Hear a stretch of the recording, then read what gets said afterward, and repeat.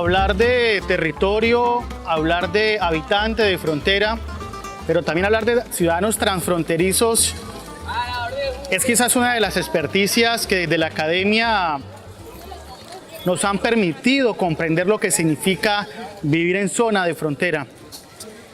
En el marco de la investigación determinantes en la salud, en escolares transfronterizos, se comprende entonces una sinergia de lógicas sociales, políticas, culturales y económicas en el marco de lo que significa habitar o transitar todos los días. Los habitantes de frontera comprendemos que las relaciones binacionales que se desarrollan en los niveles macro como presidencias de cada uno de estos países, cancillerías, ministerios, no llegan a realmente comprender lo que es vivir en el territorio en la frontera.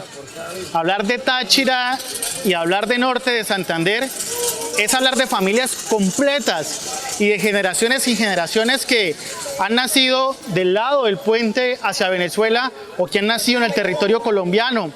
Es ver cómo, por ejemplo, en una familia la mitad de los tíos son venezolanos y la otra mitad son colombianos. Es ver cómo mi papá es colombiano y mi mamá es venezolana. Es incluso saber que tengo un hermano venezolano y un hermano colombiano. En el momento que yo paso la frontera se perciben dos realidades diferentes. En San Antonio, en donde solo siento inseguridad y pues ganas de salir de una de ahí. En Colombia se siente tranquilidad, siento un aire diferente. Cuando paso, lo único que se ve son los venezolanos necesitando una vida mejor, vendiendo aguacates o cualquier cosa en las calles. Subiendo al colegio se encuentra más tranquilo, las calles son más seguras, o eso es lo que percibo yo. Es escuchar cómo en el lado colombiano se compra cabello, se compra sangre, se compra alimentos de la canasta básica familiar venezolana. Siga. Es ver cómo personas de la tercera edad tienen que estar bajo el sol 1 o 2 horas para poder llegar a Colombia. Es ver a personas en condición o en situación de discapacidad atravesando en silla de ruedas, en muletas, este territorio fronterizo para acudir a una cita médica en el lado colombiano. Es ver personas de la tercera edad agotadas, con hambre, con cansancio, con sed.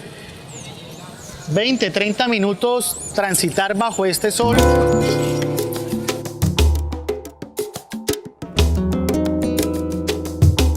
Solamente para quienes habitamos en estos territorios es posible entender las prácticas sociales que aquí ocurren.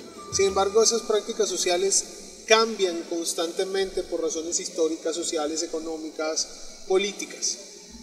En este momento nuestra frontera está viviendo uno de sus momentos coyunturales más importantes de los últimos 50 años. Y poder narrar lo que ocurre en este territorio desde los ojos de sus habitantes más jóvenes es tal vez la experiencia más fascinante que tenemos en este momento. Usualmente me levanto siempre a las 4 de la mañana pensando en que tengo que tomar un bus que es para ir a San Antonio porque yo vivo muy lejos de San Antonio. Me levanto temprano porque a veces no pasa el bus o a veces técnicamente no me para. Cuando llego a San Antonio llego con una cantidad de personas. Son muchas personas que a veces cuando yo paso te empujan, te arrinconan, a veces no te dejan pasar. Y es en el marco de estas dinámicas que un grupo pequeño de estudiantes transfronterizos todos los días, desarrollan su cotidianidad académica y de formación escolar transitando esta frontera. Viven en municipios como Ureña, Palotal, Rubio, San Antonio, como Palo Gordo, y vienen a Colombia a estudiar. Entonces se convierten en ciudadanos transfronterizos. Un ciudadano transfronterizo es una persona que realiza sus prácticas sociales en un país o estudia en otro país. Como por ejemplo yo vivo en San Antonio, pero mis prácticas sociales son en Colombia y estudio en Colombia. Sí me identifico como una ciudadana transfronteriza. Desde hace 7 años que habito en San Antonio y técnicamente todos los días tengo que pasar a Colombia para realizar mis actividades escolares, mis actividades afectivas y el convivir con mis compañeros aquí en Colombia. La deriva nos permite poder percibir desde los ojos de quienes habitamos la frontera, porque en principio nosotros, todos los que estamos trabajando en este proyecto, somos habitantes de frontera. La deriva social es una estrategia metodológica que viene, o más bien que se ha hibridizado desde muchos lugares, desde la sociología, desde la antropología e incluso desde la cartografía. Para nosotros la deriva social es tal vez la herramienta más poderosa con la que contamos para poder construir ni siquiera para construir, para poder narrar las percepciones sociales de los habitantes del territorio.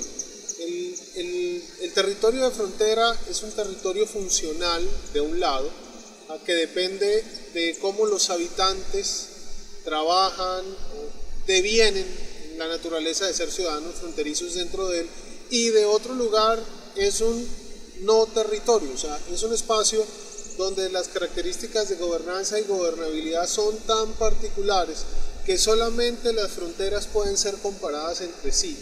Solamente es posible que nosotros comparemos la frontera que tenemos acá en norte de Santander con la frontera que tiene México y los Estados Unidos, con la triple frontera hacia el sur, con la frontera incluso que tenemos acá con Perú, Brasil y Colombia. O sea, las fronteras solo pueden ser comparadas entre ellas porque su naturaleza de resistencia, resiliencia y reexistencia hace que para otros lugares o para otras geografías las dinámicas que aquí ocurren no sean posibles de entender.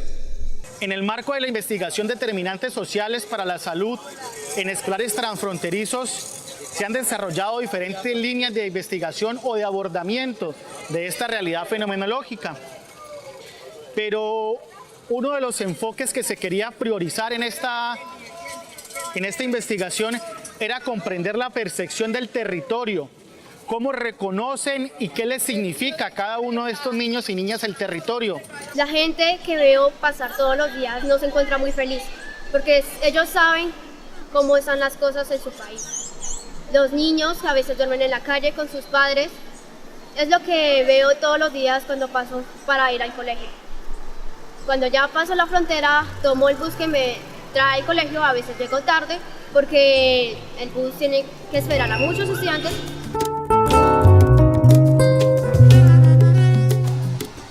A ver, hay muchísimas situaciones que hay que entender y hay que mirar con estudiantes transfronterizos.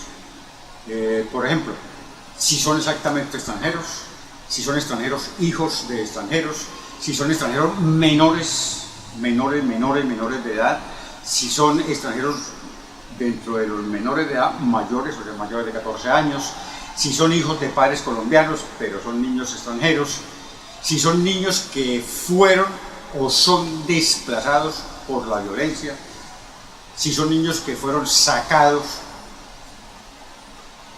por situaciones especiales. Todas esas situaciones hay que mirarlas y en el marco de eso hacerles un estudio muy particular y definir la situación de cada uno de ellos, entendiendo que el beneficio debe ser siempre para los estudiantes. Quizás la cotidianidad nos lleva a naturalizar este fenómeno migratorio que es un éxodo, nos lleva a naturalizar o a ver como común y normal este paisaje humano que todos los días está sumido en esta situación.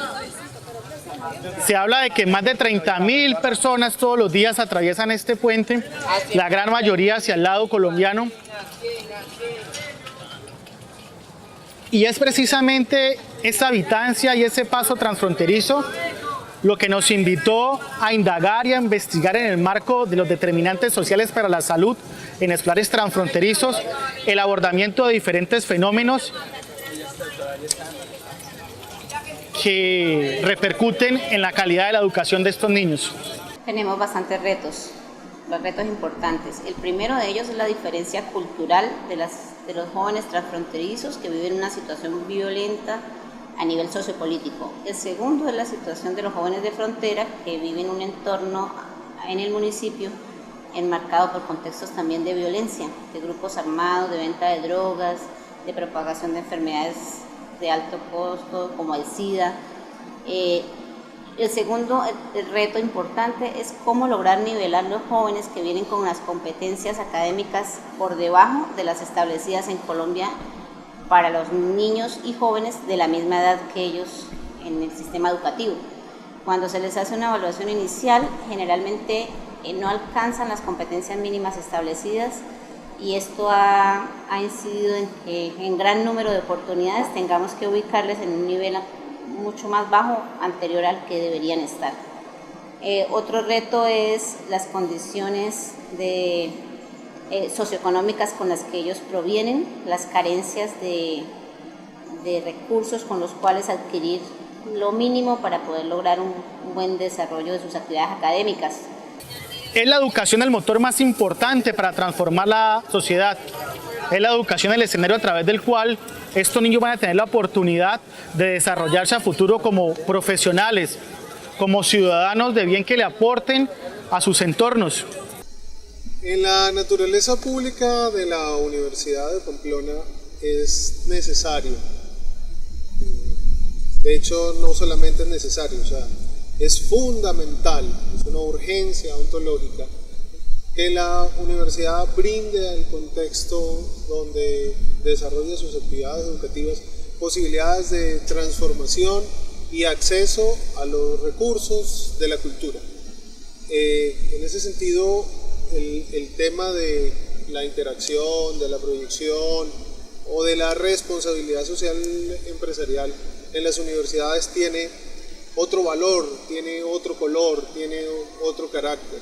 Y ese carácter está fundado en la obligatoriedad de transformar cada día y cada vez el mundo. Sí, tenemos varios retos. Primer reto que tenemos nosotros es mejorar la calidad educativa de todos nuestros estudiantes. Segundo, es atender a los estudiantes sin importar el sexo, ni la condición social, ni la raza, ni la etnia, ni ningún credo político o religioso. Dentro de ese marco tenemos que entender que nosotros aquí en el colegio tenemos el programa de inclusión básicamente para los estudiantes transfronterizos o extranjeros. Se llega a esta investigación por varias cosas. La primera de ellas, el primer punto de inflexión ocurrió en el año 2012. En el año 2012 ocurre una transformación muy significativa de la Política Nacional de Educación Superior para la Formación de Talento Humano en Salud. Y en esa política el Estado nos solicita, o más bien normaliza la forma en que deben ocurrir las prácticas formativas en salud. Ya en ese momento, para el año 2012, nosotros veníamos trabajando con una población de adultos mayores y una población de primaria infancia en el municipio de Villarrosario. Naturalmente, para poder nosotros cumplir las obligaciones que en ese momento nos estaba imponiendo el Estado, debíamos básicamente dejar de hacer lo que estábamos haciendo con esos grupos humanos. Cuando tuvimos la conversación con ellos y les dijimos que no podíamos volver, la respuesta, sobre todo los adultos mayores, fue: no, ¿cómo es posible que ustedes no vuelvan, que no vayan a volver? Si es necesario, nosotros nos vamos a pie de Villarrosario a Bogotá para hablar con el presidente de la República, ¿sí?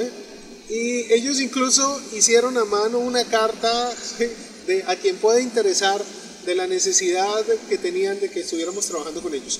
En ese instante entendimos que no estábamos realizando una práctica formativa, realmente estábamos co-construyéndonos, ni siquiera co-construyendo, estábamos transformándonos los unos a los otros.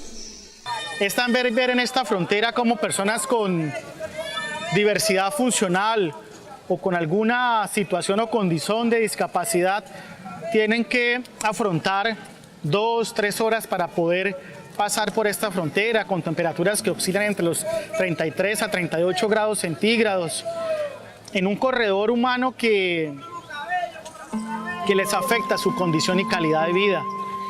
En la frontera se debe estar preparado para comprender dinámicas como ver cómo una persona que fallece tiene incluso que pasar por un riguroso proceso migratorio en donde las autoridades de Venezuela en un carro fúnebre llegan hasta la mitad del puente y se lo entregan a Migración Colombia y a la Policía Nacional para que sus familiares lo traigan a nuestro territorio.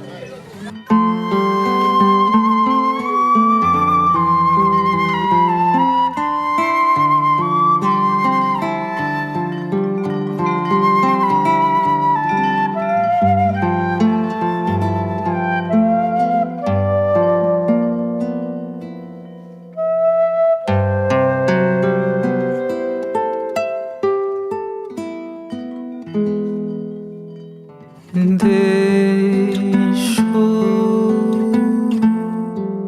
que a brisa toque